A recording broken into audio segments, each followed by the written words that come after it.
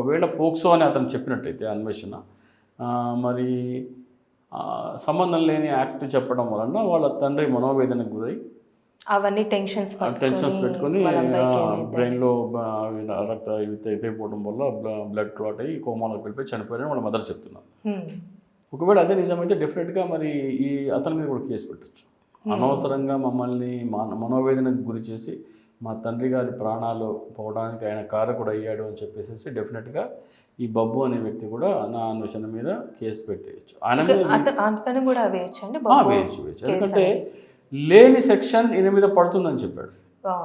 లేని సెక్షన్ పడుతుందని చెప్పడం వల్ల వాళ్ళ ఫాదర్ మనోవేదనకు గురయ్యారు. ఒకవేళ నా అన్వేషణ కనుక పోక్సో కేసు పడుతుంది అని అన్నాడు అనుకోండి, అంటే డెఫినెట్గా లేని చట్టాన్ని ఈయన మీద రుద్దే ప్రయత్నం చేశారు. దానివల్లనే ఆయన మనోవేదనకు గురై చనిపోయారని వాళ్ళు కేసు పెట్టచ్చు. సో ఇప్పుడు లేని చట్టం అంటే నువ్వు చెయ్యని తప్పు కూడా నీకు ఈ శిక్ష పడుతుంది అంటే పోక్సో కేసుకి పెట్టికి సంబంధం లేదు. సో ఆ కేసు కనుక వీళ్ళేస్తే డెఫినెట్గా ఆయన మీద కేసు ఫైల్ అయ్యే అవకాశం ఉంటుంది. ఇక్కడ ఇంకొక చాలా విషయం ఏంటంటే ఈ నా